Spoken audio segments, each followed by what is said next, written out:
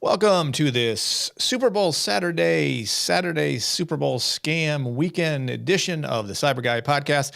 I'm your host, retired FBI Supervisory Special Agent Darren Mott, and I'm going to bring in with me here on this stream my special guest, returning guest, the most requested guest on the history of the CyBUr Guy podcast, Scott Augenbaum from the palatial Secrets of Cybersecurity compound somewhere in Tennessee. Scott Augenbaum. Scott, welcome back.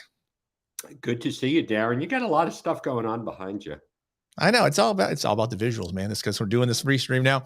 And the nice thing is, since the restream here is on YouTube or LinkedIn, but I have other parts of the podcast that are audio only. So if you want to catch those, you have to go listen to the audio portion when I push that out later this weekend. So, but thanks for coming on to talk about this, and we'll kind of run into what led to this. And if I should share it, it was a post by our PC-matic friend Corey Munson about the Attorney General of Michigan claiming that there were a lot of scams regarding Super Bowl betting.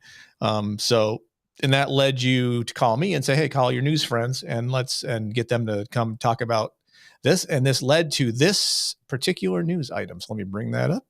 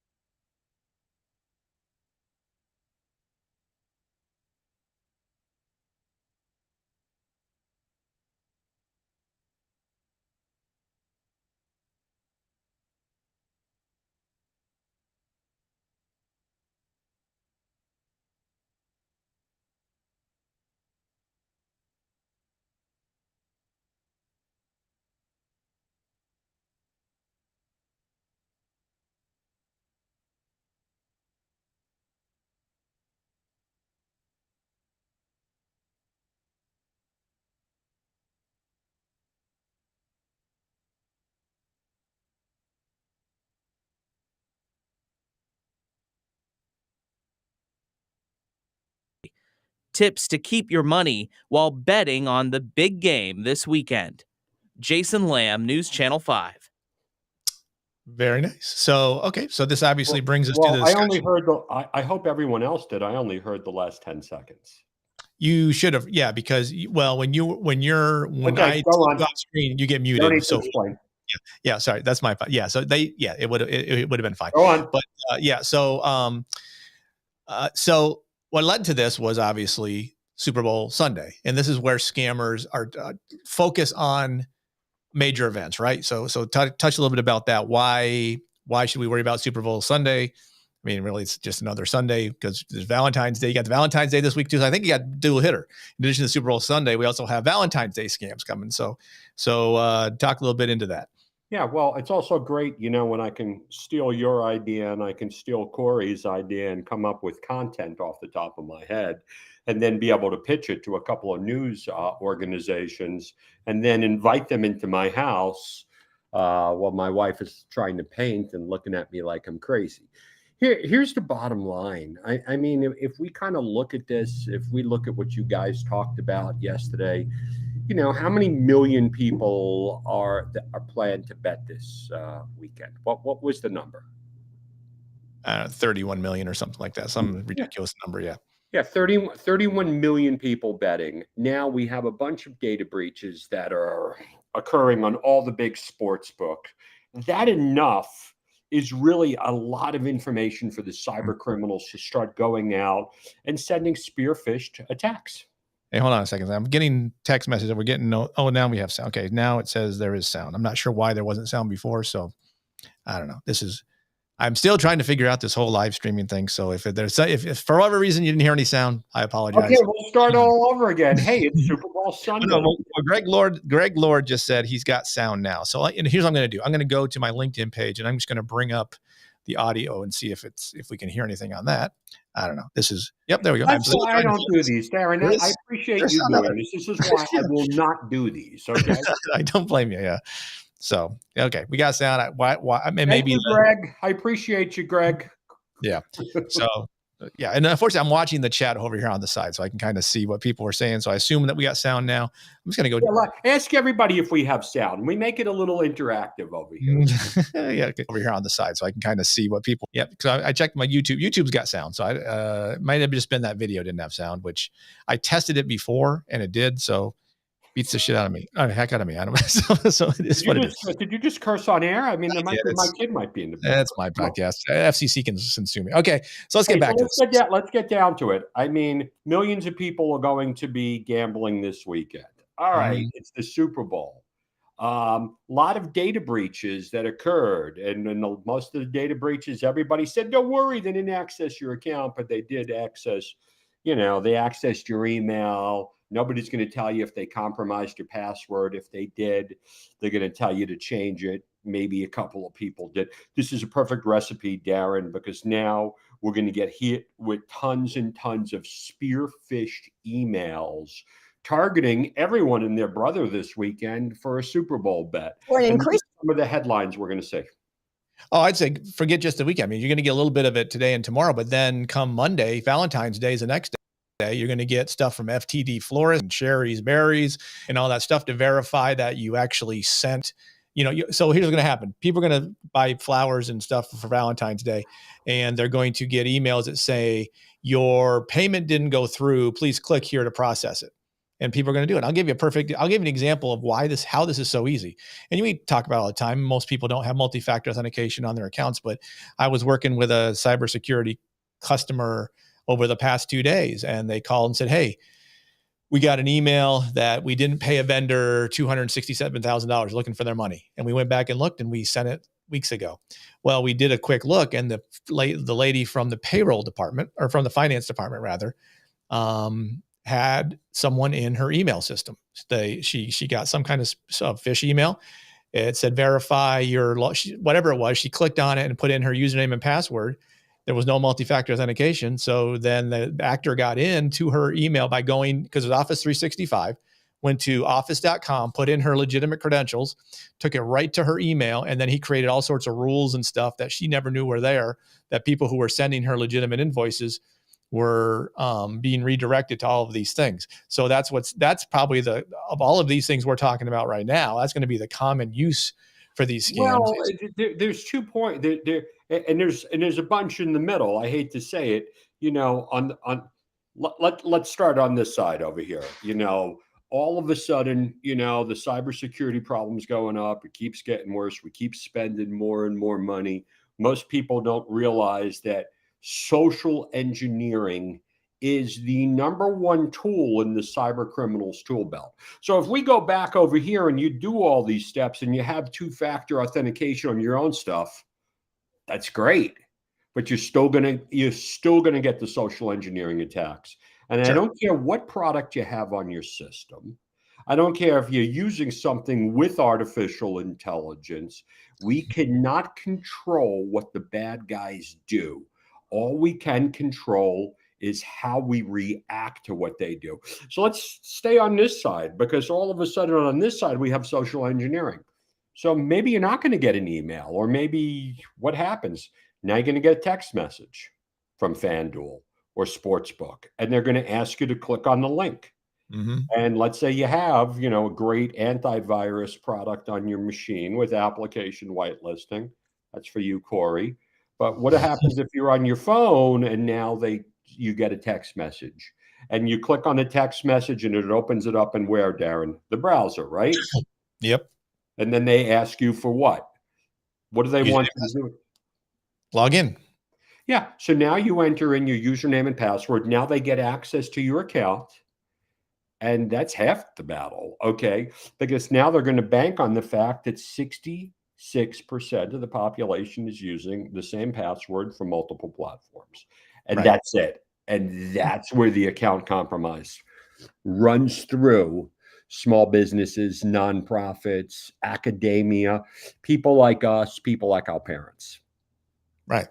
Yeah. And it's not, and the funny thing is this is nothing new. You and I have looked at this for 20 plus years. It This is is common always, sense. This is yeah, it common always, sense. and I saw a report that somebody did a survey and 90 or 67%, maybe I might have the number slightly off, but it was a fairly large number of employees at companies can't recognize a fish email. So if you can't recognize it at work, are you going to recognize it at home? I mean, I get them all the time. You get them all the time, I'm sure, to say, hey, your And McAfee we're just going to fall got for something. I'm I know for a fact, none of us here are perfect. Someone is going to get in the middle of our communications. And all of a sudden, I'm going to you sign a contract. Someone's going to say, hey, Scott, we want you to speak at this event. Click on this link. Whew. You got to become that human firewall. You have to think before you click and you have to think before you act. That is so important.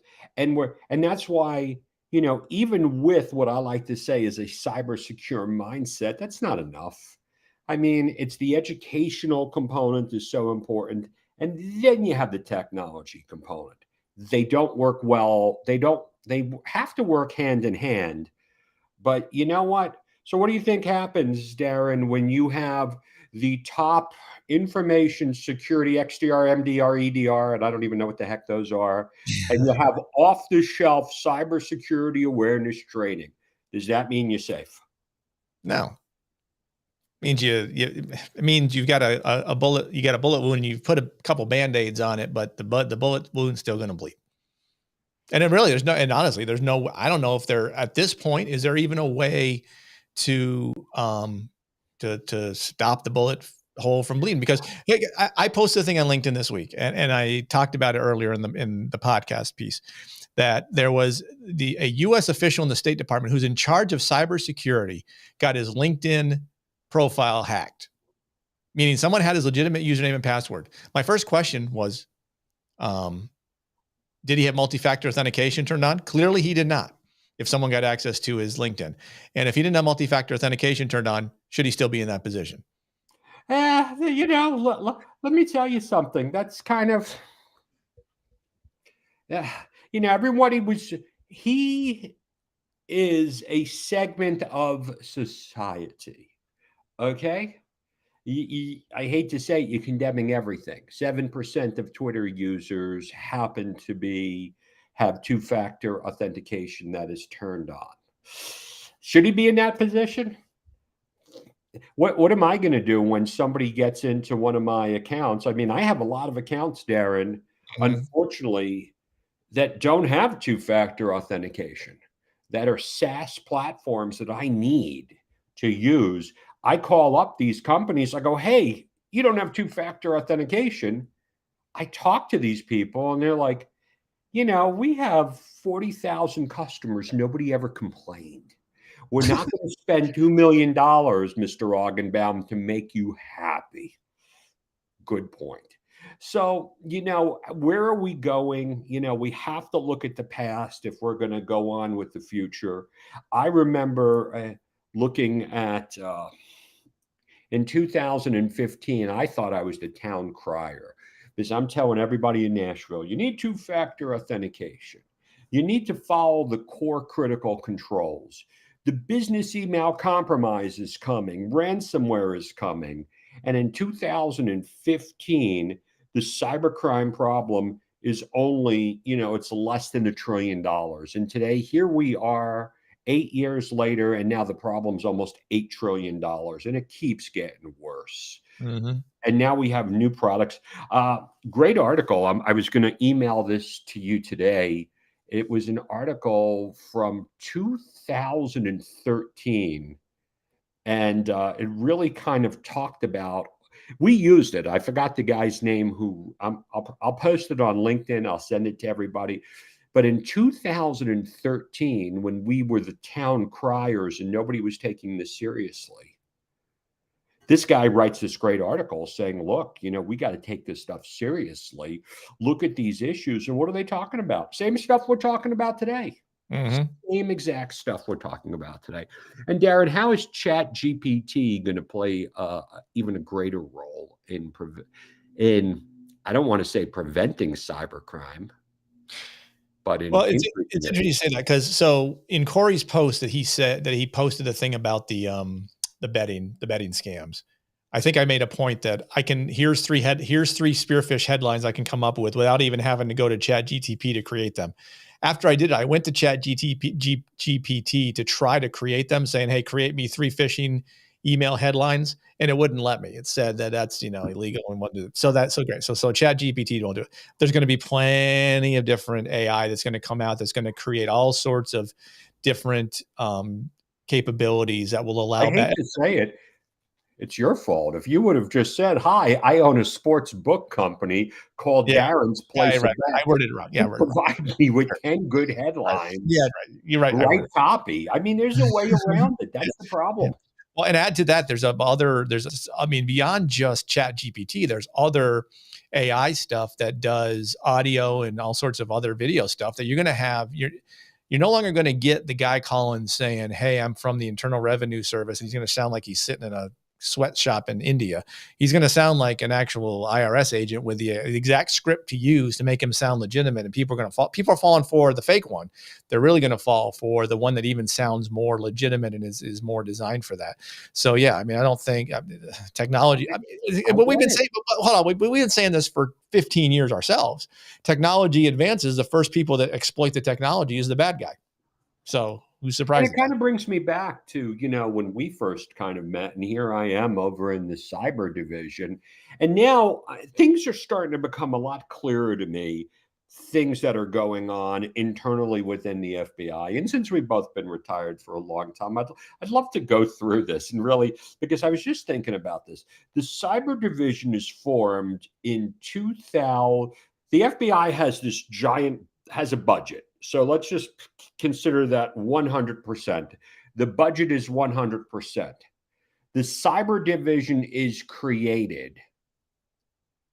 But where do you think the money came from? It came from internally within the FBI. There were a lot of executives at that point in time who were saying that we don't need a cyber division within the FBI. Each one of these things can be worked independently within the counterintelligence division, the JTTF, the CI division. And because here was the pushback, the cybercrime problem will probably go away by 2007 or 2008, because this is a problem that the IT folks will figure out. Do you remember any of that stuff? Sure. Yeah, of course. It continued on even after 2007, 2008. It continued into 2015. Yeah, they continue to talk about it. We don't have a gun squad. When guns were used to rob banks, they didn't create a gun squad.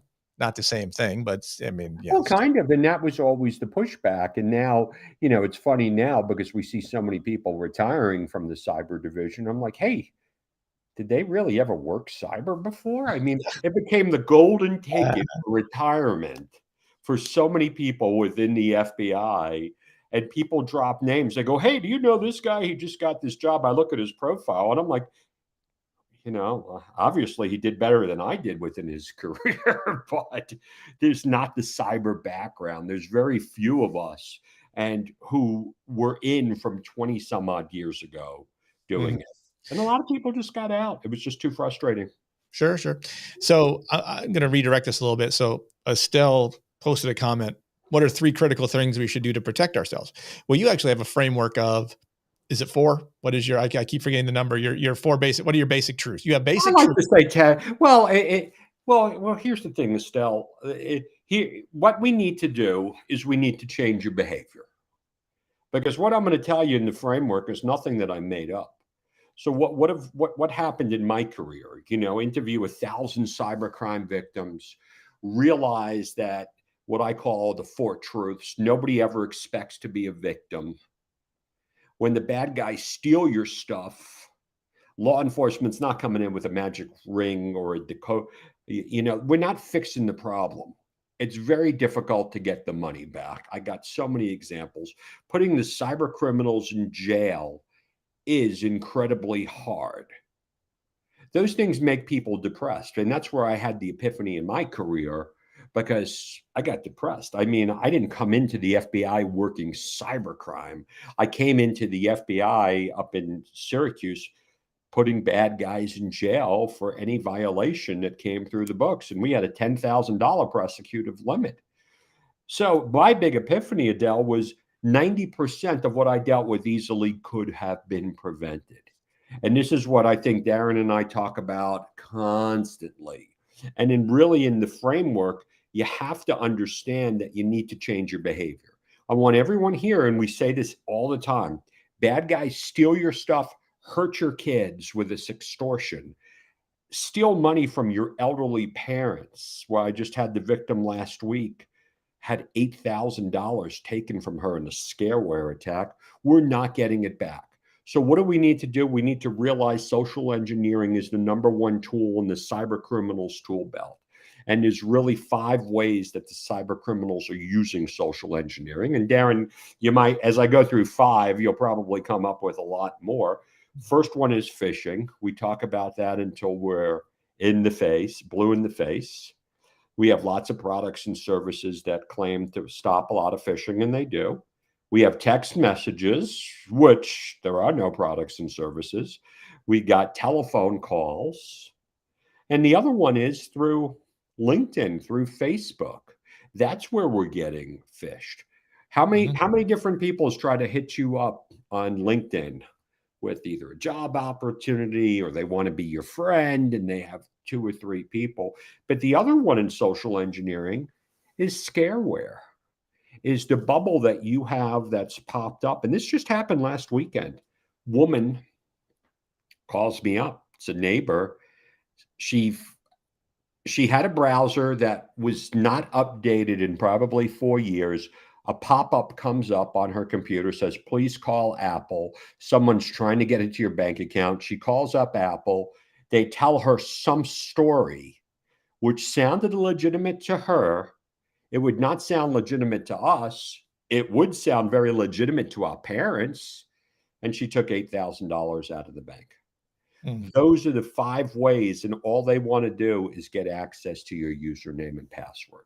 So let's take a break on that. I mean, social engineering, Adele, #1 tool in the cyber criminals tool belt. What are some other ways, Darren, some other scams that you might see that fall into the category of social engineering? The one where you place an Amazon order and it got lost in FedEx, and so they need to redo it, or it needs to be shipped, or it's been stalled at something, so they want you to log into your Amazon account to verify your shipping address. So shipping scams is a big one. The whole thing with we just renewed your McAfee or your Norton antivirus, and if you don't want it, call this number. So that's the tech support scam, where they'll get you to try to download a remote access tool on your computer that you then give the bad guy the login information. They log into your computer and then they install keystroke loggers, ransomware, or they steal information out of it, whatever. Yeah. And then they become seasonal. Next week, we're going to get the Valentine's Day. Then we're going to get the IRS ones. Then we're going to get the Cinco de Mayo, get your free booze. It just doesn't matter. There's work from home scams. There's reshipper scams. And now, from 10 or 15 years ago, what's making it easy is the bad guys really don't need infrastructure to do any of this stuff. No. They can set it all up. They can do it right at their fingertips. And so So we need to realize that social engineering, number one tool in the cyber criminals tool belt. Number two is all the bad guys want to do is trick us into doing something. And there's a couple of things they want us to do. Either they want to get us to go to a website to steal our username and password, and that is the account compromise. That is the simplest form of cybercrime that I believe accounts for just about everything. Majority of the data breaches occur because we put things in the cloud. I got good news. Nobody's hacking the cloud. Why do they not need to hack the cloud, Darren? Why would they have to? They already have your username and information. They don't need That's to hack it. All they need to do is steal your username and password. Right. Nobody's hacking Dropbox. Nobody's hacking iCloud. Nobody's hacking Azure. Maybe the nation threat actors are. All they need is credentials. Mm-hmm. Yeah, I mean, well, and the other thing is like the third party stuff is getting huge now. There was one this week from which was and here's an interesting one on that one. It was an online grocery delivery company. 11 million user accounts were compromised. In that information included the codes for the doors or the gates to either the house or the apartment complex. So that brings the cyber threat into a real world threat, because now you've got burglars on the dark web who can take that information and say, okay, for this house, here's the garage door code. I'm just going to go use the garage door code and get in. So it creates a whole host of new issues that we hadn't really seen up to this point.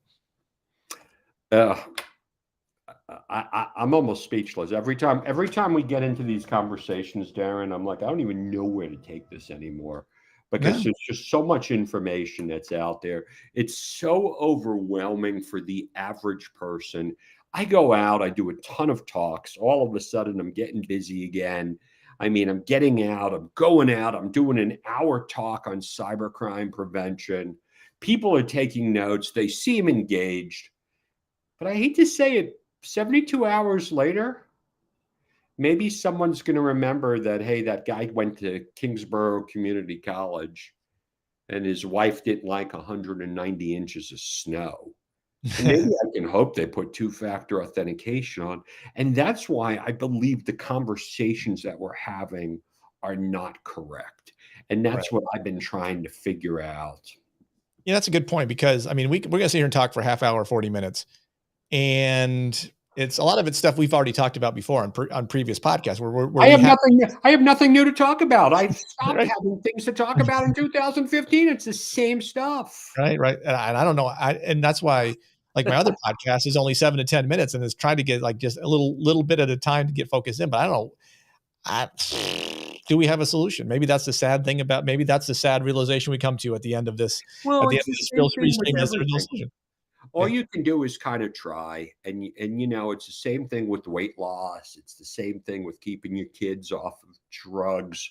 But what's happening is there's a whole cottage industry that is cropped up in the information security marketplace that is selling different types of products and services. And they're taking advantage, and, they're taking advantage of the fear, uncertainty, and doubt. And let me tell you, I'm not saying we don't need products and services. I have never seen a product or service that I didn't say, oh my God, I need it. Mm-hmm.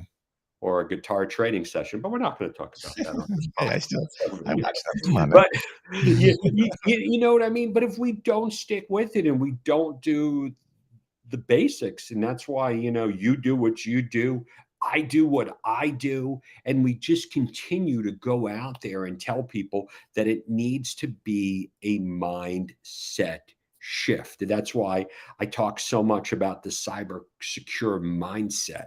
Not being a product, not being a service, but being aware, being able to think about this thing on a regular basis. Because if it's not on I hate to say it, if it's not sitting up, if when you get up in the morning and you are brushing your teeth and praying and giving your kids a kiss and knowing don't share drug needles. I'm kidding. But there are basic things that have to be in the front of our head that are in our habits. Mm-hmm. And if really preventing cybercrime is not one of those habits, it's game over. And how do you convince people to take this seriously? That's the problem that we've been having for years. So Isabel Miller just posted, I so agree with you. I share this with people, but they don't see it that way. They sometimes think I am too paranoid. And, Isabel, I think the problem is, and Scott and I've mentioned this before, that two things. A, people don't think it'll happen to them. And two, they don't think they have anything anyone would want. And I think that's the probably of all the biggest fallacies around cybersecurity, those are the two biggest ones. It's going to happen to everyone at some point. And either directly or indirectly. In other words, someone they know is going to happen to. But everybody has something someone would want, whether it's just their login information, their personal information, their bank account information, their social media information. Take a look at going back to the State Department guy who had his Twitter account hacked. He only had 5,000 followers or whatever. What's the value in having access to his Twitter account? Well, people know he's a cybersecurity expert, so they could tweet on his behalf and, get people to click on links and do all that kind of stuff. I mean, if you're a bad guy and you can get access to Kim Kardashian's Twitter account, you can get a whole sorts of people to click on links. Oh, and it's so much deeper than that because it goes on. And to the young lady who brought that question up and said, thank you. And, for being paranoid, connect with Darren or myself, and I'll make sure that you get a digital copy of my book, The Secret to Cybersecurity, so you can become more paranoid. No, I'm just kidding. So you could learn how to prevent yourself from becoming the next victim. I had a family member that I've been harping on for years. I haven't told you this story, Darren. You're going to love this. Mm-hmm. So I've been talking to them forever saying, hey, look, you need to put two-factor authentication on your Facebook account. Why would anyone want to target me? I don't have anything on my Facebook account. So they never put two-factor authentication on Facebook. And now their Facebook account was closed by Facebook because somebody got access to their account. What's the worst thing, Darren, you think that somebody could possibly do if they gained access to your Facebook account? Post child pornography to people. That's it. They post child pornography on a legitimate person's account. Now this person had all of their pictures saved on Facebook. Now, good luck. They called me up and said, hey, could you help us get our account back? And I was like, at this point, I don't think Mark Zuckerberg is taking calls. And I'm like, I hate to say it. You kind of out of luck. Yeah, exactly. Yeah. And I said, when the police come to your door, say you need a lawyer, and then call me right away. Yeah, exactly. Yeah, it's things like why that. would you store all your pictures on Facebook? I guess you're going to store Google. Yeah. And it comes back, and and I actually used this in a presentation once. I haven't talked about this in 15, confidentiality, integrity, and availability. Confidentiality. We need to keep the cyber criminals out of our mission critical platforms and mission critical data. Mm-hmm. Integrity. For us as average users, what would be integrity? Wouldn't you say that if somebody got into your email and pretended to be you, that's potentially integrity, right? Mm-hmm. What do you think? Is that a good example? Yes, no, that's right. That's correct. Yes. Mm-hmm. And availability. Now they got access to her Facebook account where she stored her pictures. There are no pictures anymore. So forget about confidentiality, integrity in imitating her, because now it's going out as her, and availability in getting access to information. Unfortunately, nobody's been able to use that and make it simple and take it outside of the world of information security. Mm-hmm. So let me ask you, I'm going to go way off topic here. Well, it's still cybersecurity topic, but I figure I'm almost required at this point on LinkedIn to ask this question of anybody who I have on. Thoughts on TikTok? What are your thoughts on TikTok? Mine? Yeah. Listen, I love it. I get all my protein recipes on that. I have an old phone. I use it. Listen, here's the thing. Horses out of the barn. You can badmouth TikTok as much as you want. Mm-hmm. I guarantee you, I'm not the only person who has a TikTok account. And I'm not the only person who uses it and probably says, hey, this is great. That's the problem. You know, how many other people are going to government officials, state of, all these different red states, blue states? People say, hey, we're bashing China and stuff like this. Horses out of the barn with that. I mean, so might as well go after Lenovo computers. Sure. Is there any different? Is there any difference between Lenovo computers and TikTok, Darren? There is not from an intelligence perspective. No, of course. Okay. What about the electronics on my Cadillac? Because 50% of the parts on my Cadillac were made in China. Well, but I'll say this. Okay, is your Cadillac connected to the internet? Well, I do have a. I know your phone is. Yes, your phone is correct. Your phone is. I get that. But I mean, how much data from your car is going through your phone, going to wherever it's Who going? knows? Yeah. The way things are going. Listen, I like to bash TikTok as much as the next guy over here, but I think we're in too deep with so much Chinese stuff. We were talking about this from the counterintelligence part back in 2007. I can't tell how many times did you do counterintelligence briefings to organizations where they wanted no part of you? Where they wanted no part of me? They wanted. They would.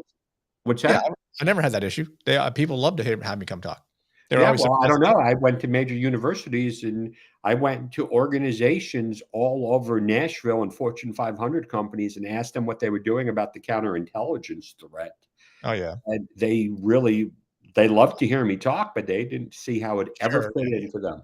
No, I agree. Yeah, no one looks into the intelligence piece of that. I guarantee it. I agree with that. Yeah, I mean, I have a full 4-part blog series on counterintelligence and nation state actors and all that stuff on a website. But anyway, who cares?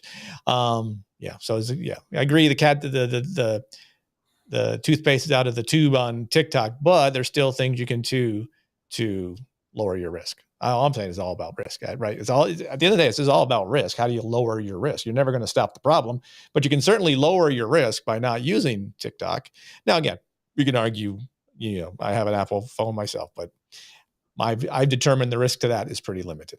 So I would have think that someone at this point would have identified, hey, you've got these Chinese chips in your iPhone and it's sending all this data back. I haven't seen the research that shows that's the key, but what do I know? The Chinese already probably looked at all the stuff that I'm saying, and they were like, hey, this guy's talking about nothing more than common sense. Nobody's listening to him for 20 years. Scott Augenbaum is very, very low risk. That's a good point. And Darren, they're saying who? Darren who? He can't even spell cyber right. So how can we trust him? All right. Any final thoughts on Super? Okay, let's since this is Super Bowl weekend, who are you picking for tomorrow? It's another game that I really don't care about. I mean, I'm just going to say probably because of you, I'll probably root for the Eagles. Yeah, great. Thanks. Appreciate that. That's nice of you. Yeah. I'm going to eat my pizza. That's the only thing that's going to make me happy is having pizza. The game, I could care less. Halftime show is going to suck ass. It's all going to stink. The commercials are going to stink. It's all going to be horrible. Oh, come on. It is. I give up. It's no longer. It's yeah. Well, listen, I do appreciate you, anyone for sticking around with us here. For our old guys yelling into the wind. Yes. We're at this point. That's where we're at. So the two guys from the Muppet Show up in the upper row over there. Yeah, that's right. I do want to say I finally overcame the 3,000 follower number on LinkedIn. So that's great for me. I know you're at like 75,000 or something. So no, I'm at 13,000, but I come from the world where my good friend Bill Mulholland, I argued with him. I think it was probably 2016 going, I am never going to be on social media.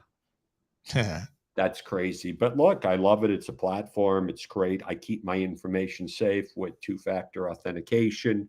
That's the best we can do. All you can do. Scott, thanks so much for everybody who hung out with us. Isabel, Estelle, Paul, Greg, everybody else. Travis, thanks for sticking around for the parts you stuck around with. For those who are watching it after it's re-recorded, send Scott a note, send me a note if you have suggestions, thoughts, comments on stuff we said. If you're with me, the TikTok sucks and you shouldn't have it. Vote yes. If you're with Scott, maybe, Oh, I didn't say to go out and have it. I just have it. You're using it. So the fact that you use it, but so what? Fair enough. Judge me. You've determined the risk is low. I get it. That's all. I determined the risk personally for myself is low. Yep, I understood. All right, Scott, thanks so much. Enjoy the Super Bowl. We will talk soon. For everybody else, thanks so much. You can listen to this audio version of this on the CyBUr Guy podcast. I'll put that out later this weekend. There'll be a couple other pieces that aren't in the live stream that you can get from that. Thanks so much. We will talk to you all on another day. Thanks.